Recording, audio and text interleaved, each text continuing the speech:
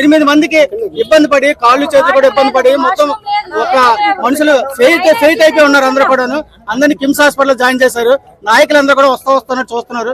ఎవరు ఏమీ లేదు. పోలీసు వాళ్ళు అందరినీ వేస్ట్ గా చూస్తున్నారు. దరిద్రులాగా ఉన్నారు అందరూ. అది పరిస్థితి. ఇక్కడ పోలీసులు ఎప్పుడు కూడా సరిగా చేయలేదు. మా పరిస్థితి వాళ్ళందరినీ ఏం చేయాలని మీరు ఆలోచించుకోండి. 20 మందిలోనే మొత్తం అందరికీ కూడా అందరూ ఫెయింట్ అయిపోయి ఉన్నారు. ఎవరికి కూడా ఏం బాగాలేదు. అందరూ హాస్పిటల్ లో పడి ఉన్నారు. జరిగింది ఎక్కడ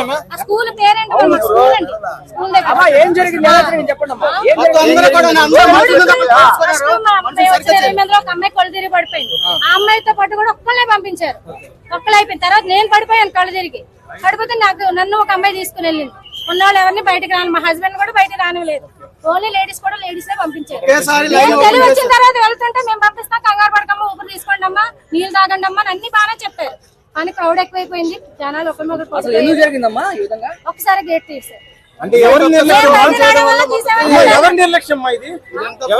ప్రజలది ఉందండి, పోలీసులది ఉంది. కానీ పోలీసులది ఎక్కువ ఉంది. ఎందుకంటే పోలీసులు ఎక్కువ సరైన మార్గంలో